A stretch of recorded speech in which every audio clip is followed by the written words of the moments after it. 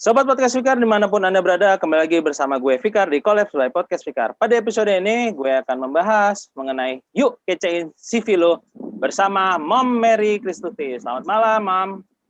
Malam, Fikar. Wih, mantap. Gimana kabarnya nih, Mam? Sehat dong. Fikar gimana? Wah, alhamdulillah gue sehat nih. Apalagi ya lagi ini ya, tantangannya adalah lagi pandemi COVID-19. Namun ya tetap optimis ya. Di depannya nih kita pasti merdeka karena tanggal 13 Januari itu Pak Presiden sudah sudah suntik vaksin ya. Jadi artinya ya tinggal nunggu ini aja, nunggu giliran yang kapan nih disuntik kan. Karena kan itu ya udah dicek gitu ya di websitenya, ternyata belum. Waktu itu gue cek belum masuk antrian. Barangkali mom udah ini ya masuk antrian kali ya untuk tahap belum masuk antrian, belum. Tinggal sabar aja deh. Tapi ya tetap ya mesti ini ya siap divaksin sih. Intinya. Oh siap. Kalau kan ada pepatah bilang yang penting kita berusaha, ya kan? Betul. Iya, paling ya itu sih. Betul. Jaga kesehatan, mencari pengobatan yang mendukung gitu ya. Iya. Oke, luar biasa ya.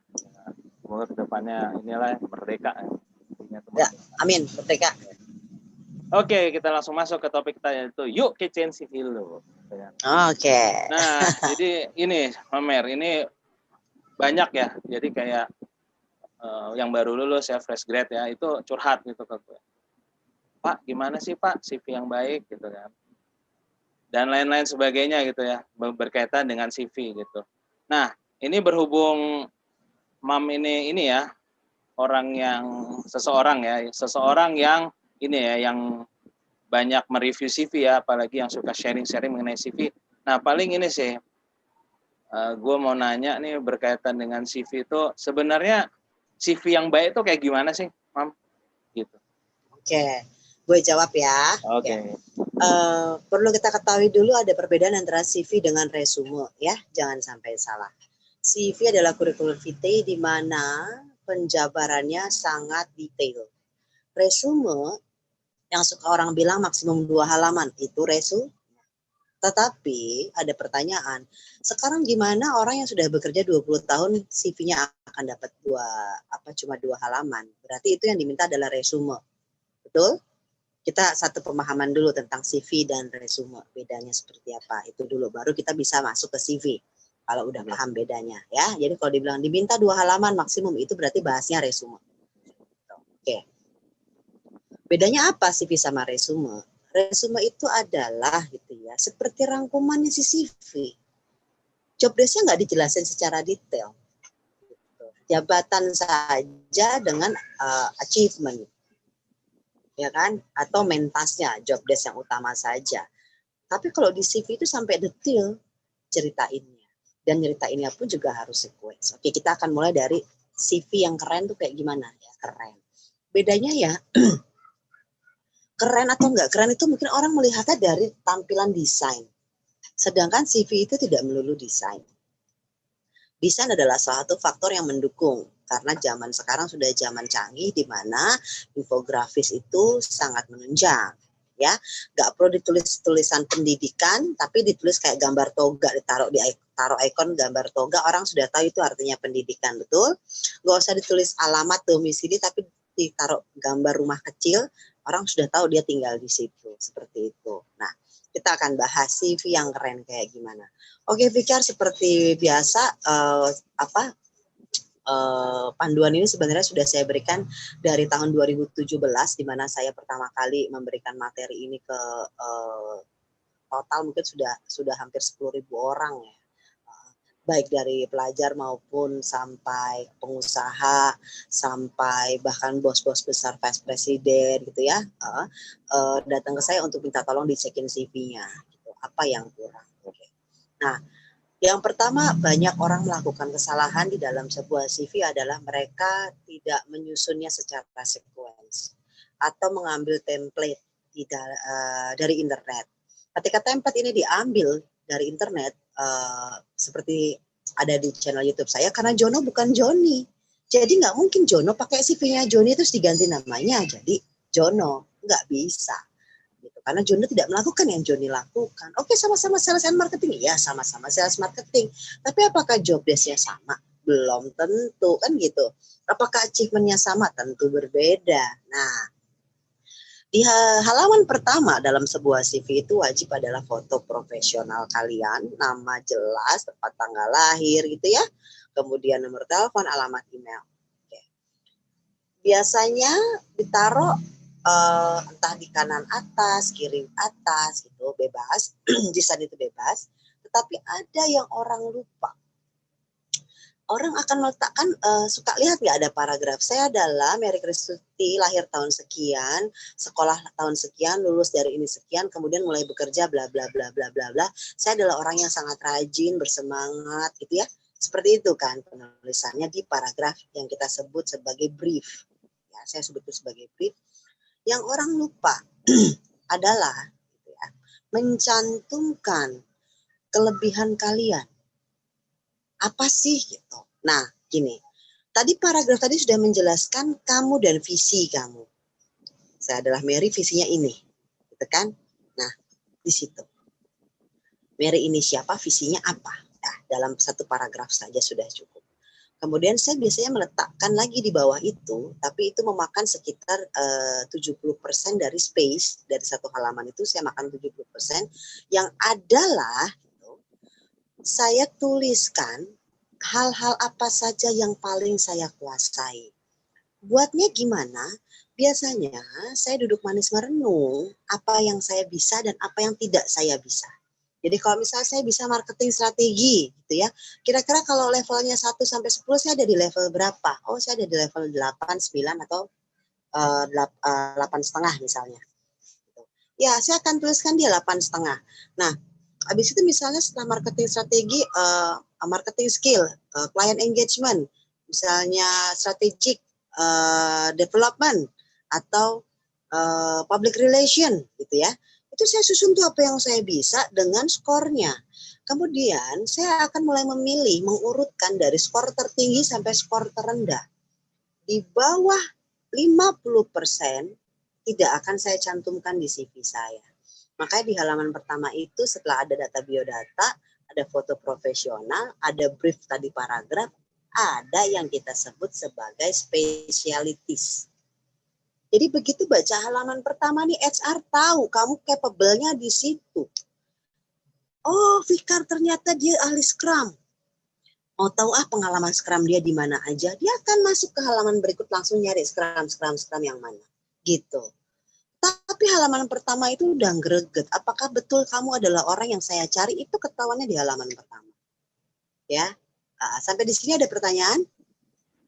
Ya, paling lebih ke ini ya, halaman 1 tuh cuman ngasih gambaran ya mengenai sebenarnya siapa sih Anda kan gitu ya. Siapa sih lu gitu kan.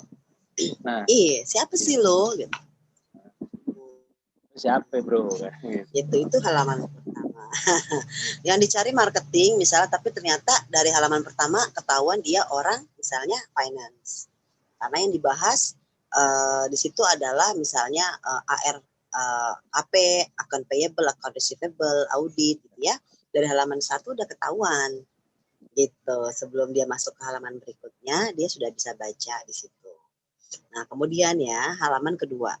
Di halaman kedua itu bisa ada background pendidikan, ya. Kemudian certification, training, formal non formal. Biasanya begitu tuh, atau organisasi. Itu pun juga saya cantumkan misalnya dengan infografis. Gitu. Ya, infografis. Jadi tidak semua melulu berupa tulisan. Nah, kemudian gimana biar bikin keren? Oke, biar bikin keren itu saya di bagian agak di bawah gitu ya, tidak terlalu bawah. Saya tuh kayak cantumkan kayak milestone, tahu kan? Misal tahun sekian mulai kerja, ya kan? Terus titik berikutnya agak ke kanan itu naik, misalnya posisi jabatannya apa. Jadi garis besarnya udah kebaca sebelum kita masuk ke pengalaman kerja. Gitu. Paham ya? Jadi ketika masuk halaman kedua dia sudah bisa melihat, oh kamu mulai kerja di tahun segini, pengalaman kamu A, B, C, D. Kalau tidak ada pengalaman kerja untuk fresh graduate, dia bisa deskripsikan itu seperti organisasi-organisasi training-training yang dia sudah ambil. Gitu. Atau event-event yang dia jadi panitia di dalamnya. Gitu. Itu halaman kedua. Baru masuk halaman ketiga itu experience. Di mana wajib dimulai dari, kalau saya itu dari yang duluan awal. Ya, karena kita ngomongin kronologis, ya. Ngomongin kronologis. Oh, baru selesai sekolah berarti pekerjaan pertamanya ini. Ingat, ada nama PT. Saya bisa cantumkan logo PT dan nama PT, kemudian atasan kita siapa, jabatan kita apa. Oke, kalau kita sebagai staff, kita akan tulis, kita kan staff, bisa staff admin gitu ya. Job desk-nya apa? Job desk-nya ini. Kalau ternyata kalian kerja di situ, ternyata job desk-nya double, admin dan sales gitu ya. Jadi di kantor ngurusin administrasi, invoicing, segala macam. Tapi di selesai di jam-jam tertentu, kalian jadi sales yang visit ke klien, tulis bahwa kalian melakukan double job dalam suatu periode kerja yang sama. Nggak apa-apa, itu nilai plus loh, gitu kan. Nah, cantumkan achievement, gitu. Cantumkan referensi di perusahaan itu. Namanya siapa yang bisa kamu dapatkan referensi, lengkap dengan nomor telepon dan jabatannya. Ingat, kalau ternyata di dalam pengalaman kerja kamu, itu ada kamu punya anak buah, cantumkan total berapa anak buahmu.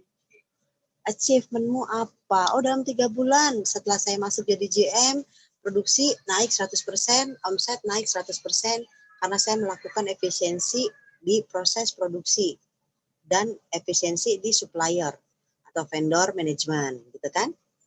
Nah, seperti itu. Itu dilakukan dimulai dari kronologi pertama kali kerja sampai dengan terakhir kita bekerja. Tapi kan tadi di halaman kedua udah dijelaskan tuh kan ada milestone kan, ya kan? Jadi secara garis besar dia sudah bisa lihat total durasi kamu kerja. Dia nggak pakai ngitung pakai tangan. Kayak orang bisa ngitung, oh 92, 93, 94 gitu. Nggak gitu. Oh ada milestone-nya, udah bisa kebaca. Seperti itu, Fikar. Jadi total 3 halaman ya? 3 halaman kalau pengalaman kerjanya baru lulus. Kalau udah kerja kayak saya aja CV saya 9 halaman. Oh, itu baru CV. Halaman. Iya, itu baru CV profesional, belum CV yang trainer. Benar. Karena saya membagi CV saya menjadi 2. Yang satu adalah karena profesional, karena saya bekerja sebagai profesional, pengalaman saya di Asia Pasifik gitu ya. Terakhir sebagai GM itu di CV 1. Di CV berikutnya adalah CV khusus untuk saya training. Kalau ada orang nanya, Bu, saya butuh misalnya training manager atau training provider, saya kirim yang training. Gitu. Karena nggak mungkin saya cantumkan jadi satu, bisa 18 halaman. Dan tidak sesuai kebutuhan. Ingat, CV itu harus sesuai kebutuhan ya teman-teman semua ya. Kenapa gue bilang gini? Karena lu harus kasih CV yang sesuai kebutuhan. Artinya apa? Kalau lu diminta sebagai profesional, lu kasih yang profesional. Lu diminta sebagai training, lu kan kasih CV yang sebagai training gitu loh. Sebagai trainer misalnya, atau mungkin sebagai konsultan finance, konsultan pajak, kan gak ada yang tahu loh kalau pengen nyambi kan. Bener nggak? Benar. Ya. Gitu, Fikar. Iya. Ini gue dapat bisa dibilang masukan baru ya, artinya kayak milestone gitu, ada milestone. Terus ada juga yang itu ya jenis CV ya. Jadi dia memposisikan diri sebagai profesional, berarti kan dia memposisikan diri sebagai ini ya pencari kerja ya, jadi job seeker. Nah seperti ini. Nah cuman kalau training ya ada lagi partnya. Nanti paling ya dicantumin pengalaman mengisinya gitu ya, Mam. Begitu ya. Udah ngisi di mana aja nih? Misalnya ngajar di mana, materinya apa aja yang kita bisa. Iya, gitu. Flyer-flyernya cantumin. Gitu. Jadi pembicara di mana aja cantumin. Karena kalau semua digabung jadi satu, si pembaca nih, si HRD, dia akan bingung bacaannya lu trainer atau lu profesional, nggak akan paham dia. Jadi kalau di CV yang profesional saya akan cantumkan menjadi pembicara di beberapa event seperti titik 2. Tulis aja 1, 2, 3, 4, tulis aja, tapi tidak ada penjelasannya. Gitu. Baik.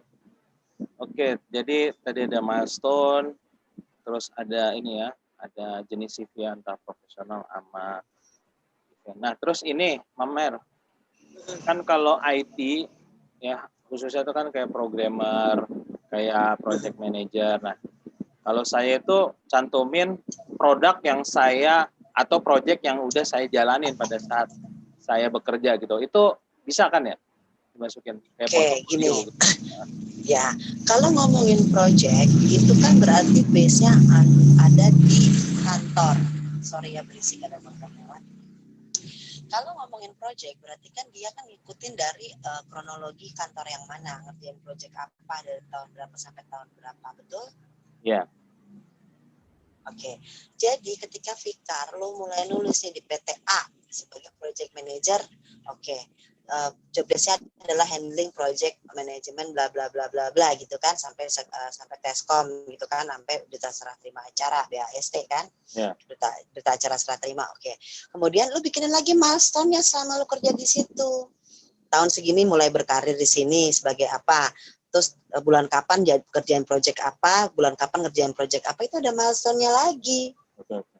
Milestone itu ngebantu kita untuk membaca secara utuh pengalaman kerja lu. Kalau di perusahaan itu berarti ada total berapa project dalam durasi sekian lama lu di situ. Ya, ya. Gitu.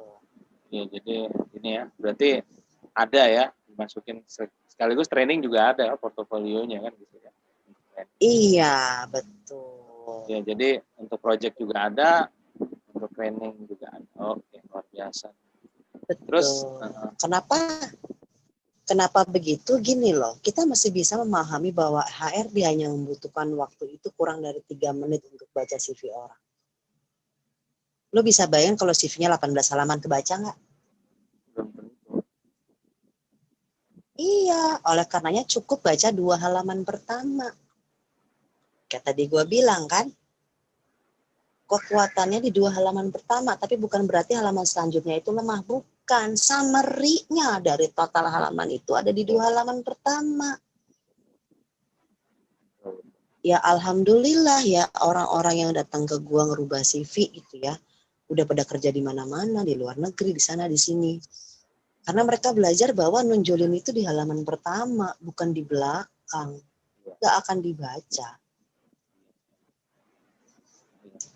Karena ini ya, halaman 1 kan ini ya, kesan pertama begitu indah. Selanjutnya Iya. Ya. Kayak ikan dah. Setuju. Keren lo Fikar.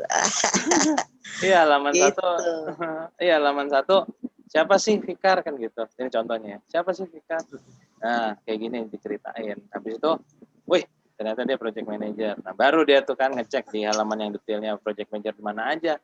Jadi bisa dibilang sih mereka udah ada kayak ini ya, kayak pertanyaan yang bisa terjawab di dalam CV itu kan ya.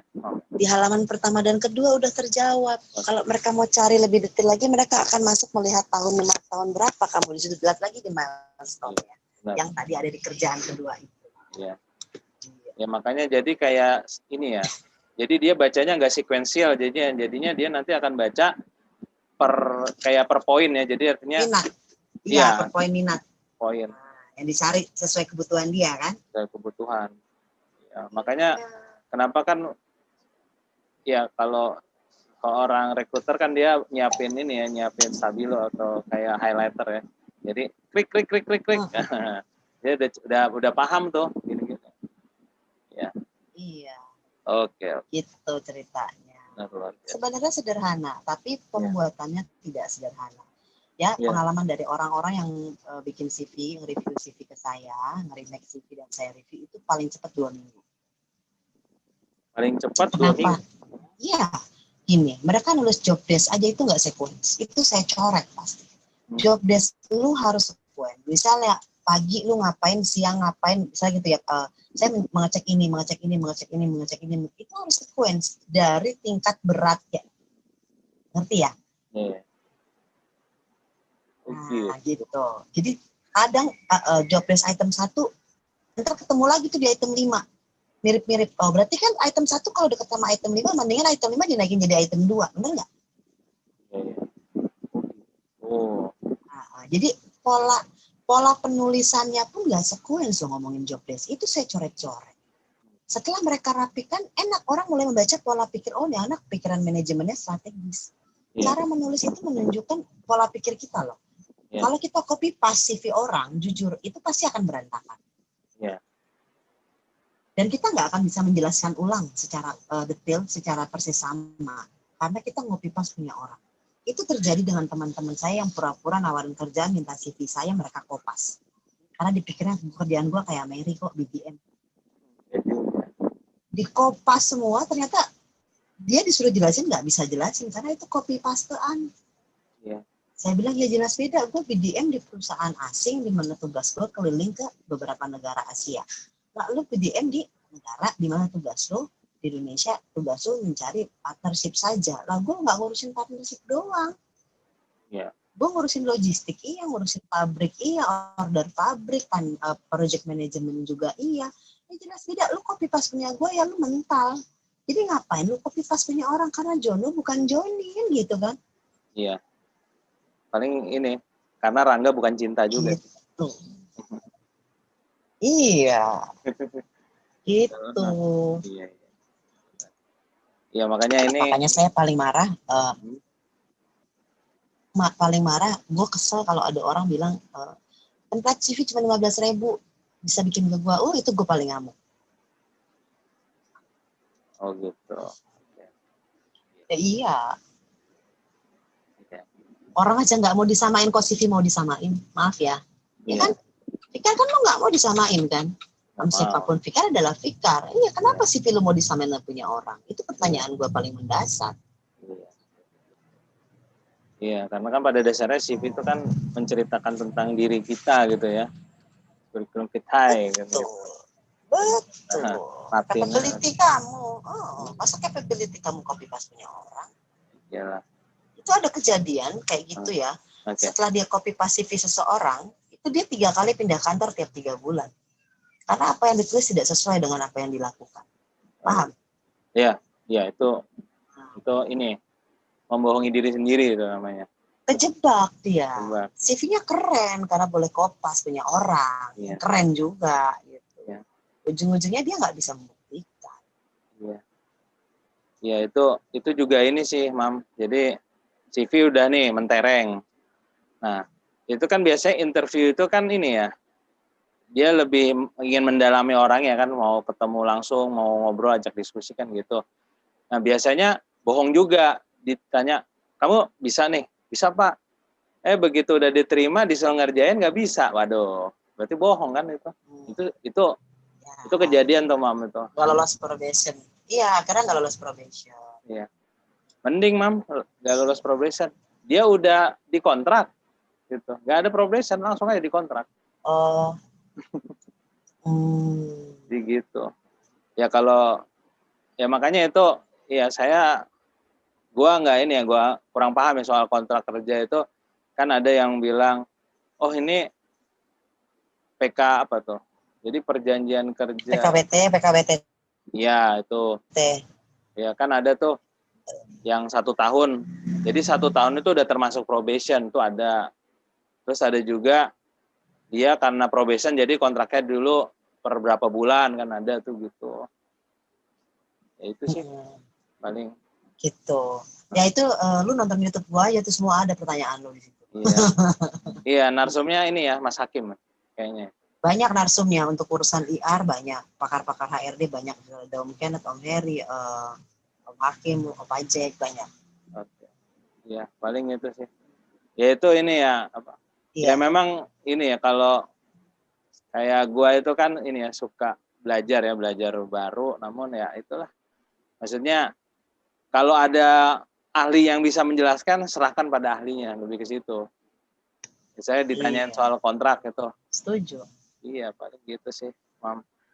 Oke, luar biasa banget nih. Obrolan kita nih ya tentang CV ini benar-benar membuka wawasan gue nih ya mengenai CV. Ini siapa tahu aja nih gue mau ini mau review CV gua nih ya berdasarkan obrolan kita nih apa sih nih yang ini yang kurang gitu ya atau yang mestinya dihilangin atau yang mesti diedit gitu ya. Ya itu jadi bahan evaluasi juga sih. Gitu. Jadi ya inilah CV ya, bentuk CV yang setidaknya tuh banyaklah dilirik gitu ya, Mam ya. Ya, paling tidak ini menunjang kamu ketika ngobrol sama interviewernya, kamu bisa menjelaskan karena memang lebih mudah untuk menjelaskan dengan sistem seperti ini di mana ada milestone ya kan? Di mana ada capability yang tadi udah disusun dari paling besar sampai ke 50%. Lebih mudah untuk kamu jelasin karena kamu udah duduk manis merenung SWOT analisis diri kamu sendiri. Gitu. Iya benar-benar. Oke, luar biasa banget nih obrolan kita, namun sayangnya udah di penghujung acara nih, Mam, dari episode ini. Oke, dari Mam dipersilakan untuk memberikan closing statement kepada Sobat Podcast Fikar. Iya, Sobat Podcast Fikar, kalian semua jangan ragu untuk dengerin podcast-podcastnya Fikar ya. Banyak manfaat positif, bisa sambil naik bus, naik kereta, naik ojek, segala macam. Kalian bisa lakukan sambil ngedengerin. Karena kalian tidak pernah tahu, kalian bisa belajar dari siapa saja, di mana saja, kapan saja. Itu moto saya banget. Ternyata Fikar punya moto yang sama saya. Jadi saya bravo banget nih, salut buat Fikar ya. Hore. Ya, kasih Mam. Biasa banget. Dan satu hal ya, saya bangga melihat Fikar seperti ini sekarang, udah berani bikin podcast ya, nggak sia-sia belajar public speaking kan. Saya sebagai guru sangat mensupport apapun yang kamu lakukan untuk arah kemajuan. Gitu. Oke, makasih Mam. Ya. Paling ini Mam ada yang bisa dipromoin nggak nih dari Mam nih? Boleh teman-teman silakan ya. Kalian pergi ke YouTube cari Karena Jono Bukan Joni, itu mungkin paling gampang. Video Karena Jono Bukan Joni itu ada namanya Mary Kristuti, itu saya. Jadi tolong bantu subscribe, tonton semua. Pasti kalian ada yang membutuhkan salah satu dari video-video tersebut. Total kalau nggak salah ada 74 video. Itu ada tentang PHK, tentang jam sosial tenaga kerja, BPJS tenaga kerja, kemudian ada kasus-kasus PKWT yang di PKWT kan pegawai tetap yang dikontrakkan, banyak banget prahara kerja yang dimainkan di situ, diceritakan dan diberikan solusi karena di dalam YouTube channel saya itu ada masalah selalu ada solusi ya, jadi jangan pernah ragu untuk mampir, siapa tahu kalian butuhkan, baik mahasiswa, pengusaha maupun karyawan, kalian semua sangat-sangat welcome di channel saya dan silakan belajar bersama-sama di situ. Itu aja Fikar.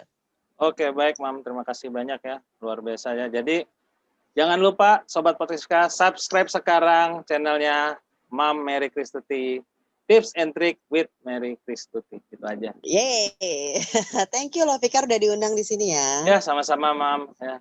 Sama-sama ya, luar biasa nih obrolan kita benar-benar ya. Oke, saya tutup ya acaranya ya Mam ya. Oke, terima kasih. Sampai jumpa lagi, sehat selalu, stay away from COVID guys. Sampai juga. Bye bye. Oke, bye. Baik Sobat Podcast sekarang sudah mendengarkan dari episode mengenai Yuk Kecein CV Lu. Sampai bertemu di episode selanjutnya dari Collabs by Podcast Fikar. Wassalamualaikum warahmatullahi wabarakatuh.